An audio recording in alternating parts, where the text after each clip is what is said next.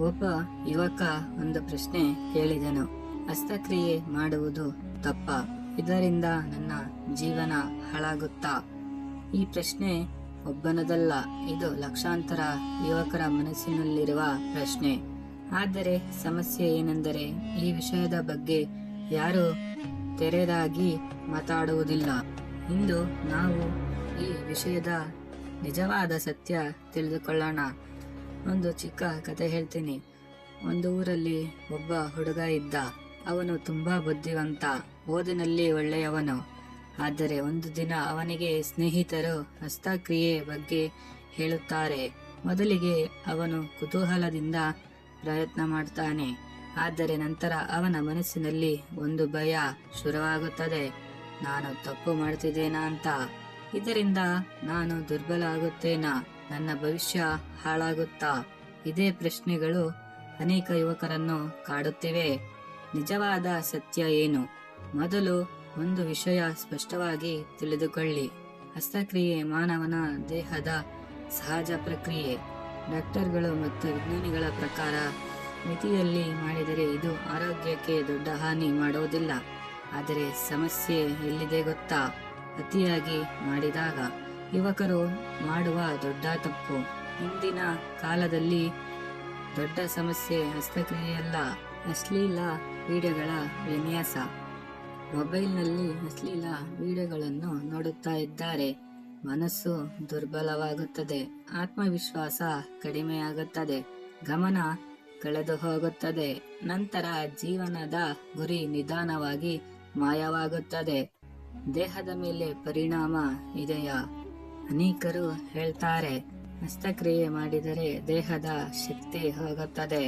ಆದರೆ ಸತ್ಯ ಏನೆಂದರೆ ಮಿತಿಯಲ್ಲಿ ಮಾಡಿದರೆ ದೊಡ್ಡ ಸಮಸ್ಯೆ ಇಲ್ಲ. ಆದರೆ ದಿನವೂ ಹಲವಾರು ಬಾರಿ ಮಾಡಿದರೆ ದೌರ್ಬಲ್ಯ, ಗಮನ ಕಡಿಮೆ, ಮನಸ್ಸಿಗೆ ಗೊಂದಲ, ಇಂತಹ ಸಮಸ್ಯೆಗಳು ಕಾಣಬಹುದು. ನಿಜವಾದ ಸತ್ಯ ಮನಸ್ಸಿನಲ್ಲಿ ಇದೆ. ಅನೇಕ ಯುವಕರು ಹಸ್ತಕ್ರಿಯೆ ಮಾಡಿದ ನಂತರ ಪಾಪ ಭಾವನೆ ಅನುಭವಿಸುತ್ತಾರೆ. ಅವರು ಯೋಚಿಸುತ್ತಾರೆ, ನಾನು ಕೆಟ್ಟವನು, ನನ್ನ ಜೀವನ ಹಾಳಾಗಿದೆ. ಆದರೆ ಸತ್ಯ ಏನೆಂದರೆ ನಿಮ್ಮ ಜೀವನವನ್ನು ಹಾಳು ಮಾಡುವುದು ಆ ಭಯ. ನಿಮ್ಮ ಶಕ್ತಿಯನ್ನು ಎಲ್ಲಿ ಬಳಸಬೇಕು? ಯೌವನದಲ್ಲಿ ನಿಮ್ಮ ದೇಹದಲ್ಲಿ ತುಂಬಾ ಶಕ್ತಿ ಇರುತ್ತದೆ. ಆ ಶಕ್ತಿಯನ್ನು ಎರಡು ಕಡೆ ಬಳಸಬಹುದು. ಮೊದಲ ದಾರಿ ಅಶ್ಲೀಲತೆ, ಆಲಸ್ಯ, ವ್ಯಸನ. ಇದು ಜೀವನವನ್ನು ಕೆಳಗೆ ತರುತ್ತದೆ. ಎರಡನೇ ದಾರಿ ವ್ಯಾಯಾಮ, ಓದು, ಹೊಸ ಕೌಶಲ್ಯ, ಗುರಿ. ಇದು ನಿಮ್ಮ ಜೀವನವನ್ನು ಮೇಲಕ್ಕೆ ತೆಗೆದುಕೊಂಡು ಹೋಗುತ್ತದೆ. ಒಂದು ಮಹತ್ವವಾದ ಪ್ರಶ್ನೆ ನೀವು ನಿಮ್ಮನ್ನು ಕೇಳಿಕೊಳ್ಳಿ. ನಾನು ನನ್ನ ಜೀವನವನ್ನು ದೊಡ್ಡದಾಗಿ ಮಾಡಬೇಕಾ? ಅಥವಾ ಸಣ್ಣ ಅಭ್ಯಾಸಗಳ ಕೈಗೆ ಸಿಕ್ಕಿ ಬೀಳ್ಬೇಕಾ? ಯಾಕಂದ್ರೆ ಜೀವನದಲ್ಲಿ ಯಶಸ್ವಿಯಾದವರು ತಮ್ಮ ಮನಸ್ಸನ್ನು ನಿಯಂತ್ರಿಸಲು ಕಲಿತವರು. ಇದನ್ನು ಕಡಿಮೆ ಮಾಡಬೇಕಾದರೆ ಏನು ಮಾಡಬೇಕು ಗೊತ್ತಾ? ಕೆಲವು ಸರಳ ವಿಧಾನಗಳು ಇವೆ. ವ್ಯಾಯಾಮ ಮಾಡಿ. ಪ್ರತಿದಿನ 30 ನಿಮಿಷ ವ್ಯಾಯಾಮ ಮಾಡಿದರೆ ದೇಹದ ಶಕ್ತಿ ಸರಿಯಾದ ದಾರಿಗೆ ಹೋಗುತ್ತದೆ. ಬ್ಯುಸಿ ಇರಿ.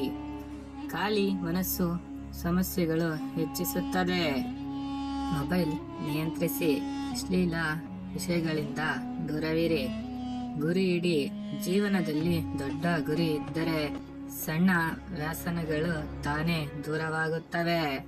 ಯಶಸ್ವಿಯಾದ ಜನರ ಗುಟ್ಟು. ಇತಿಹಾಸದಲ್ಲಿ ಯಶಸ್ವಿಯಾದ ಅನೇಕ ಜನರು ತಮ್ಮ ಮನಸ್ಸಿನ ಮೇಲೆ ನಿಯಂತ್ರಣ ಹೊಂದಿದ್ದರು. ಅವರು ತಮ್ಮ ಶಕ್ತಿಯನ್ನು ವ್ಯರ್ಥ ಮಾಡಿಲ್ಲ. ಅವರು ಅದನ್ನು ಕನಸುಗಳನ್ನು ಸಾಧಿಸಲು ಬಳಸಿದರು. ಯುವಕರಿಗೆ ನನ್ನ ಸಂದೇಶ. ಯುವಕರೇ, ನೀವು ದುರ್ಬಲರಲ್ಲ. ನಿಮ್ಮೊಳಗೆ ದೊಡ್ಡ ಶಕ್ತಿ ಇದೆ. ಆ ಶಕ್ತಿಯನ್ನು ವ್ಯಸನಗಳಲ್ಲಿ ವ್ಯರ್ಥ ಮಾಡಬೇಡಿ. ಅದನ್ನು ನಿಮ್ಮ ಕನಸುಗಳನ್ನು ಸಾಧಿಸಲು ಬಳಸಿ. ಒಂದು ದಿನ ನೀವು ಯಶಸ್ವಿಯಾದಾಗ ನೀವು ಹಿಂದಿರುಗಿ ನೋಡುತ್ತೀರಿ. ಆಗ ನಿಮಗೆ ಗೊತ್ತಾಗುತ್ತದೆ, ನಿಮ್ಮ ಜೀವನವನ್ನು ಬದಲಾಯಿಸಿದ್ದು ನಿಮ್ಮ ಆತ್ಮ ನಿಯಂತ್ರಣ. ಈ ವಿಡಿಯೋ ನಿಮಗೆ ಇಷ್ಟವಾದರೆ ಲೈಕ್ ಮಾಡಿ, ಶೇರ್ ಮಾಡಿ, ನಮ್ಮ ಚಾನೆಲ್ನ ಸಬ್ಸ್ಕ್ರೈಬ್ ಮಾಡಿ.